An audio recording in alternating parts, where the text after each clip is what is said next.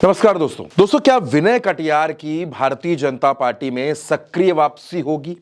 यह सवाल इसलिए उठ रहा है क्योंकि बीजेपी के नए नवेले प्रदेश अध्यक्ष पंकज चौधरी ने विनय कटियार से मुलाकात की है। विनय कटियार आप जानते हैं कि बीजेपी के फायरब्रांड नेता रहे हैं। सबसे पहले विनय कटियार पर बात कर लेते हैं, फिर इस मुलाकात पर बात करेंगे।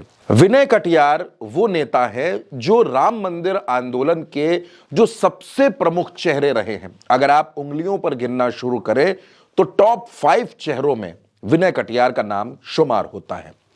विनय कटियार 3 बार अयोध्या से, फैजाबाद से चुनाव जीते, सांसद बने और 2004 का चुनाव, 1998 का चुनाव वो अयोध्या से हार गए थे। इसके बाद वो अंबेडकर नगर से चुनाव लड़े थे, वहां भी हार गए थे। भारतीय जनता पार्टी ने 2012 में उनको राज्यसभा भेजा था और वो 2018 तक राज्यसभा में रहे। यानी कुल मिलाकर वो 4 मर्तबा सांसद बने। बजरंग दल के संस्थापक रहे। बजरंग दल आप जानते हैं विश्व हिंदू परिषद का एक युवा संगठन था, उसके संस्थापक विनय कटियार थे। एक वक्त में ऐसा लगता था कि विनय कटियार उत्तर प्रदेश के सबसे बड़े नेता बनेंगे, लेकिन समय का पहिया घूमा। विनय कटियार भारतीय जनता पार्टी में कई पदों पर रहे, राष्ट्रीय महासचिव रहे, बीजेपी के उत्तर प्रदेश के प्रदेश अध्यक्ष भी रहे और कई राज्यों के प्रभारी भी रहे। लेकिन धीरे धीरे विनय कटियार राजनीति में निष्क्रिय होते चले गए और भारतीय जनता पार्टी में आप जानते हैं कि 2014 का जो दौर आया, मोदी और शाह की जोड़ी का दौर आया, उसके बाद तो विनय कटियार लगभग आप ये कह सकते हैं कि हाशिए पर चले गए थे। लेकिन अब पंकज चौधरी जो कुर्मी समाज से आते हैं, विनय कटियार भी कुर्मी समाज से आते हैं और पंकज चौधरी भी। बहुत से लोगों को शायद इस बात की जानकारी ना हो, लेकिन पंकज चौधरी से पहले बीजेपी 3 बार यहां कुर्मी अध्यक्ष बना चुकी है।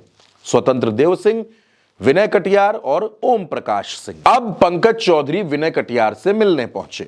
यह मुलाकात हुई, वो तस्वीर भी आप देख रहे हैं, दोनों की मुलाकात हुई, बातचीत हुई। अब लोगों के अंदर यह चर्चा शुरू हुई कि क्योंकि बीजेपी को 2024 में झटका लग चुका है। 2024 में अखिलेश यादव के पीडीए ने भारतीय जनता पार्टी के सारे जातीय समीकरणों को ध्वस्त कर दिया था। क्या कुर्मी, क्या लोधी, क्या निषाद, क्या मल्लाह, क्या दलित समाज, हर जाति वर्ग में समाजवादी पार्टी की सेंधमारी हुई।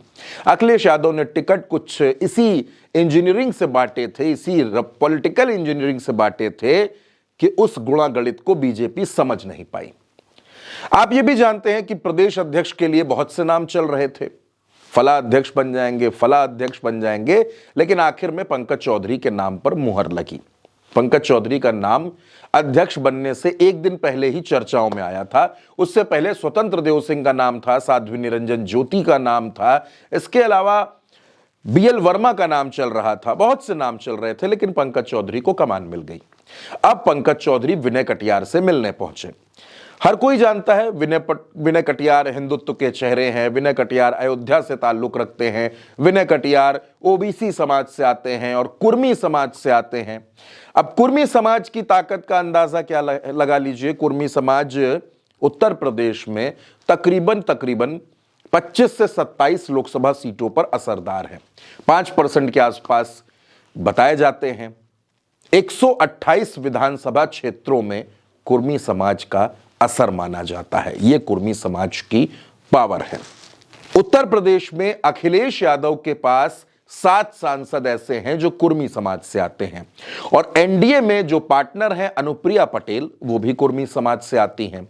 ऐसे में अनुप्रिया पटेल को भी ये लगता है कि पंकज चौधरी कहीं ना कहीं अपना दल में भी सेंधमारी कर सकते हैं, उसके वोट बैंक को नुकसान पहुंचा सकते हैं। लेकिन फिर मैं आपको इसी तस्वीर पर लाता हूं विनय कटियार से जो मुलाकात पंकज चौधरी की हुई है। जब इस मुलाकात के बाद विनय कटियार से सवाल पूछे गए कि क्या आप सक्रिय राजनीति में वापसी करेंगे, आज की तारीख में विनय कटियार 71 साल के हैं। विनय कटियार ने किसी भी सवाल का जवाब नहीं दिया और उन्होंने कहा कि मैं जहां हूं वहीं ठीक हूं। मैं बीजेपी में आऊंगा या नहीं आऊंगा, सक्रिय रहूंगा या नहीं रहूंगा, यह बात न तो मुझे पता है और न ही पंकज चौधरी को पता है। यानी इशारों इशारों में विनय कटियार ने यह बता दिया कि बीजेपी में अब वही होता है जो दिल्ली दरबार चाहता है।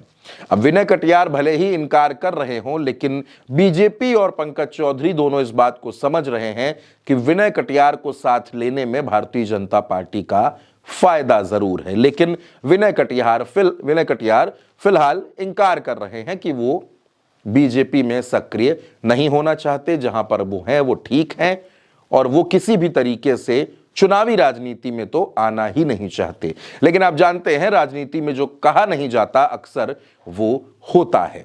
इन दोनों नेताओं की मुलाकात पर आप क्या सोचते हैं, आपकी क्या राय है, कमेंट बॉक्स में जरूर बताइएगा। भारत एक सोच को सब्सक्राइब कीजिएगा। नमस्कार।